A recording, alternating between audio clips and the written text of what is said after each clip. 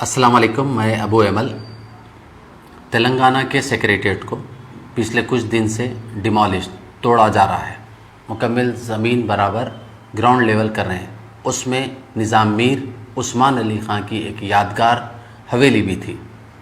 اس کے علاوہ 2 مسجدیں تھے، ایک مسجد سیاحت جس کو مسجد سیکریٹریٹ بھی کہتے تھے، اور ایک مسجد ہاشمی جس کو نظام میر عثمان علی خان نے بنوایا تھا۔ اطلاع یہ ہے کہ 2 مسجدوں کو شہید کر دیا گیا ہے۔ اس کی وجہ یہ ہے کہ وہاں پر CM KCR چاہتے ہیں کہ بہت ہی عالی شان محل نما نیا سیکریٹریٹ تعمیر ہو۔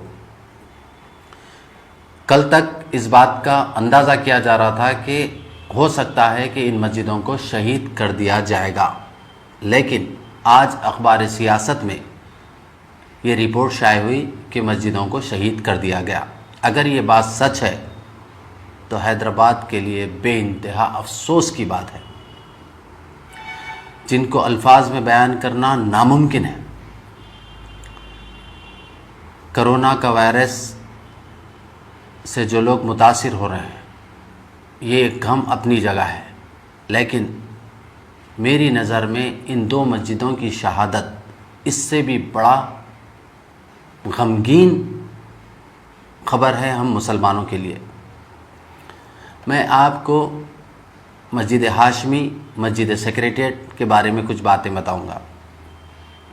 مسجد ہاشمی چھوٹی مسجد تھی جس میں صرف 100 لوگ نماز ادا کر سکتے تھے، جس کو نظام میر عثمان علی خان نے تعمیر کروایا تھا۔ اس کے بالکل قریب میں مسجد سیکریٹریٹ جس کو سیاسیات بھی کہتے تھے، 31 دسمبر کو 2008 کو مولانا حمید الدین عاقل حسامی صاحب نے اس کا سنگ بنیاد رکھا تھا، اور اس کے کام کا آغاز 8 مئی کو شروع کیا گیا تھا۔ جس وقت سنگ بنیاد رکھا گیا تھا اس وقت کے CM YSR راجشیکھر ریڈی بھی موجود تھے، اور محمد علی شبیر صاحب بھی تھے۔ اور اس مسجد کا افتتاح 9 سپٹمبر 2010 کو ہوا تھا ظہر کی نماز کے ساتھ۔ مولانا مفتی خلیل احمد صاحب جامع نظامیہ بھی اس وقت موجود تھے، اور انہی کے ہاتھوں سے افتتاح عمل میں آیا تھا، اور اس وقت کے چیف منسٹر تھے ڈاکٹر K روشیا۔ الحمدللہ اس افتتاح کے موقع پر میں بھی موجود تھا، کیونکہ اس وقت میں منصف میں ایز اے اسپیشل کرسپونڈنٹ کام کیا کرتا تھا، اور افتتاح کی رپورٹ میں نے اپنے نام سے فکر و خیال ابو ایمل کے نام سے شائع ہوئی تھی۔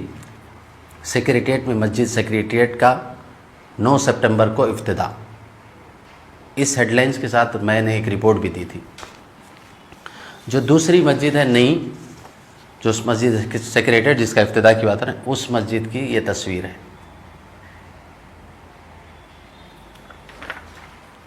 بے انتہا خوبصورت مسجد، 600 مصلی نماز ادا کر سکتے تھے۔ ایک جانب خواتین کے لیے علیحدہ ہال بنایا گیا تھا، 40 خواتین نماز ادا کر سکتے تھے۔ 11 صفوں والی تقریباً گرینیٹ سے بنی ہوئی مسجد تھی، بہت ہی خوبصورت مسجد۔ اب سوال یہ ہوتا ہے کہ CM KCR وہاں پر جو محل نما سیکریٹریٹ بنانا چاہتے ہیں، اس کے لیے معلوم یہ ہوا کہ 1 یا 2 مندروں کو بھی گرا دیا گیا، اور 2 مسجدوں کو شہید کر دیا گیا، جو بے انتہا افسوس کی بات ہے۔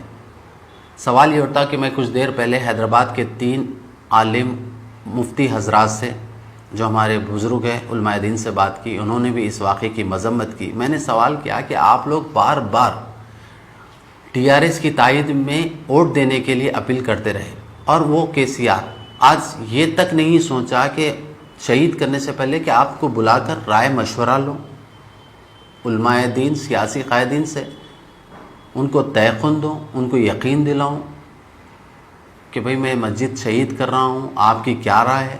یہ تک مناسب نہیں سمجھا، اور اس کا کوئی عالم مفتی ہمارے جو کچھ TRS کی تائید میں اکثر رہتے ہیں، ان کے پاس کوئی جواب نہیں۔ اس سے آپ اندازہ کر سکتے ہیں کہ ہمارے رہبروں کی سنجیدگی کا۔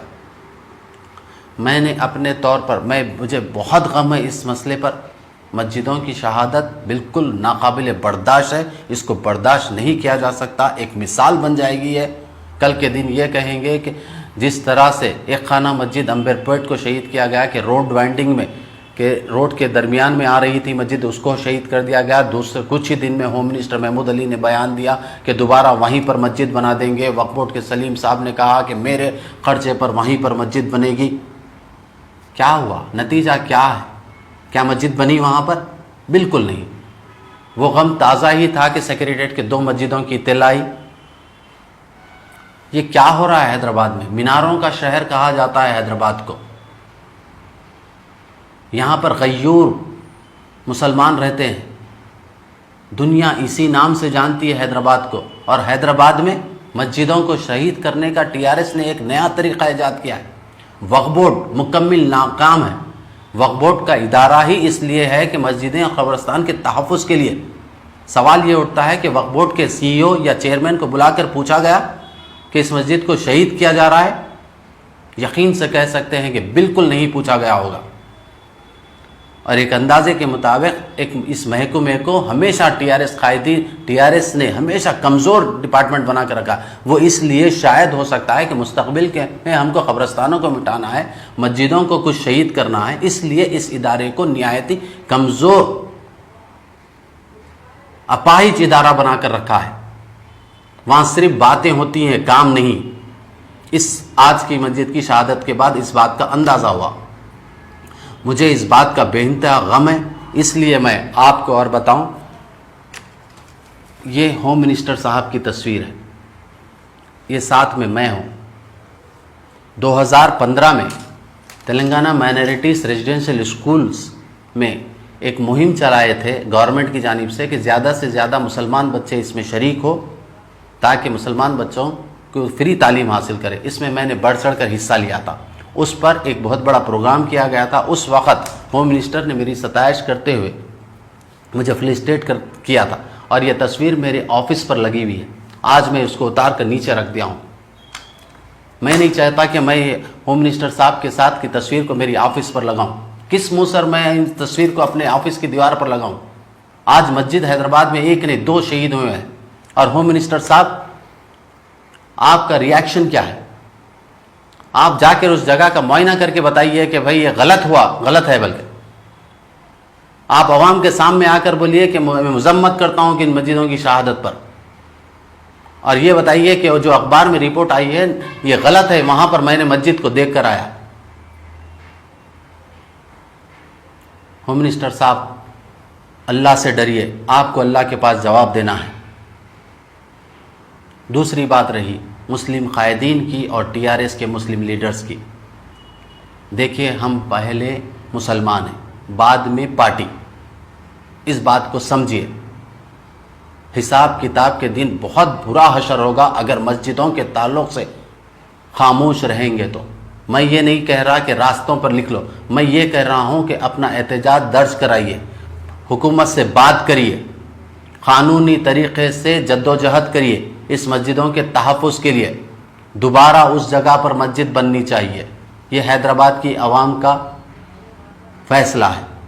اب دیکھنا یہ ہوگا کہ ٹی آر ایس قائدین، خاص کر مسلمان اور مسلم قائدین، ہمارے وہ علماء جو بار بار، ایک نہیں، مجھے اچھی طرح یاد ہے، وہ رپورٹس میرے پاس ہے، 3 بار ٹی آر ایس کے حق میں ووٹ دینے کی اپیل کرے تھے۔